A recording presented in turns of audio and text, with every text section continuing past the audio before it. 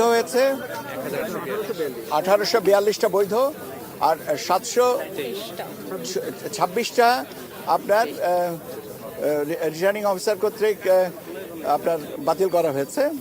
তিনটার মধ্যে আলোচনায় আসেনি। মাননীয় প্রয়াত প্রধানমন্ত্রী ওনারটা যেহেতু ইনফ্যাকচুয়াস হয়েছে ওইটাকে নেওয়া হয়নি, সেই সূত্রে 726টা। এখানে আমরা অঞ্চল ভিত্তিক আপনার আপত্তি জন্য দাখিল করার জন্য আপিল দাখিল করার জন্য আমরা ব্যবস্থা করেছি। যারা বৈধ ঘোষিত হয়েছে তাদের বিরুদ্ধে অথবা যাদের অবৈধ ঘোষণা করা হয়েছে তাদের বিরুদ্ধে উভয়ের ক্ষেত্রেই আপিল করার সুযোগ আছে। এবং আমরা এখানে এই আপিলের ব্যবস্থাটা আগামী 9 তারিখ পর্যন্ত চালু থাকবে। 10 তারিখ থেকে 18 তারিখ পর্যন্ত আমরা কমিশনে শুনানির ব্যবস্থা করব, আমাদের অডিটোরিয়ামে শুনানির ব্যবস্থাটা হবে। তো সেই পর্যন্ত আপাতত এইটুকুই। আর দেখেন, আপনারা তো আছেন, আমাদেরকে তথ্য দিয়ে সমৃদ্ধ করেন, আমরাও আপনাদের সহযোগিতা চাচ্ছি।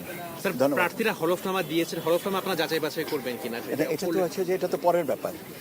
আজকে হচ্ছে আপিল নেওয়ার কথা। হলফনামা যেটা দিয়েছেন এটা তো প্রসেস অনুযায়ী বাছাইয়ের ক্ষেত্রেই তো এটা করা হয়েছে। এখন সেই তথ্যের উপরে যদি কারো কোনো আপত্তি থেকে থাকে তাহলে তো আপিল করবেন। তো যেটা গ্রহণ করা হয়েছে, আমি তো বললাম যে যেটা গ্রহণ করা হয়েছে সেখানেও আপত্তি থাকতে পারে, কেন গ্রহণ করা হলো, আর যেটা গ্রহণ করা হয়নি কেন করা হয়নি, দুই কেনরই উত্তর আমরা আপিল নিষ্পত্তিতে দেখব। সেটা হলফনামাই হোক, 1% স্বতন্ত্র প্রার্থীদের ক্ষেত্রে 1% ভোটার এবং তার যাচাই বাছাইটাই হোক, বা যেটাই হোক না কেন, নির্দিষ্ট কারণ এক একজনের ক্ষেত্রে এক একটা কারণ হবে। কোনো একটা নির্দিষ্ট কারণকে তো ব্যাখ্যা করা সম্ভব না, বা আমরা বলে দিচ্ছি না যে রেস্ট্রিক্ট করছি না যে এর বাইরে আমরা আপিল নেব না। আপিল করতে পারেন, সংক্ষুব্ধ ব্যক্তি যে কোনো বিষয়ে আপিল করতে পারেন। আমরা কাগজটা নেব, পরীক্ষান্তে সিদ্ধান্ত দেওয়া হবে।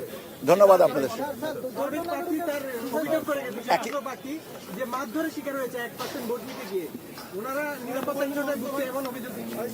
আমার কানে এটা আসেনি, আপনি আমাকে বললেন।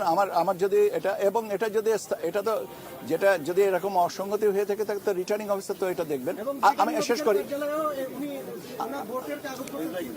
আমাকে শেষ করতে দেন। এটা তো রিটার্নিং অফিসারের কাছে। এখন এরপরে যদি সেই সংক্ষুব্ধ ব্যক্তি